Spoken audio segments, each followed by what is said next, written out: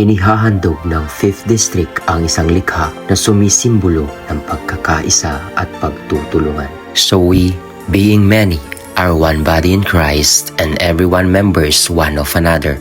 Romans 12 verse 5.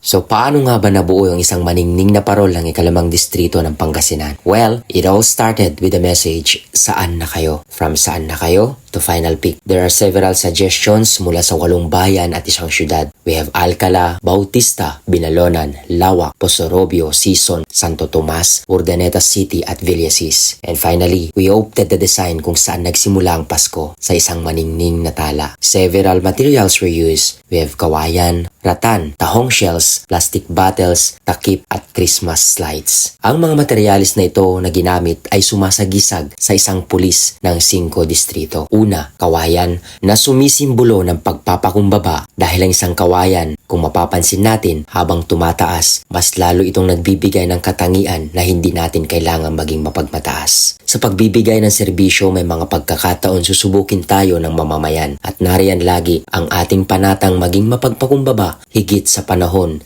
na tila mamamayan ay wala tayong halaga. Ratan, ika nga nila, flexibility is the key for a ratan. Bago maging upuan, pahingahan o mesa sa pagkainan. Nandiyan lagi ang ating kapulisan na singtibay ng ratan, tiyak maaasahan at mapagkakatiwalaan ni numan. Tahong shells, bago magkaroon ng malinamnam na lasa mula sa tahong ay may matibay itong proteksyon. Walang iba kundi ang kanyang mismong shells. At kawangis nito ang pag-ibig ng Diyos na siyang nag-iingat sa ating kapulisan sa lahat ng oras upang manatili ang malasa at may pagkukusang pagganap ng kanilang katungkulan. Plastic bottles, basura para sa iba. Pero kapag ginamit ng tama, magkakaroon ito ng saysay higit pa sa kanilang akala. Laman nito'y pampawi sa uhaw ng marami.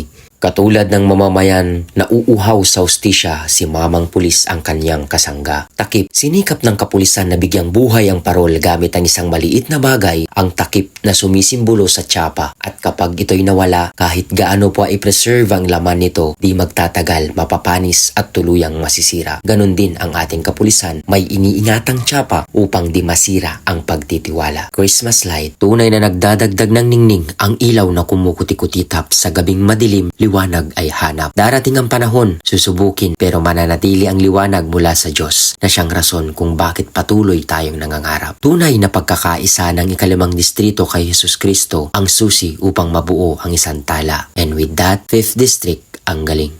Merry Christmas and Happy New Year. God bless us all.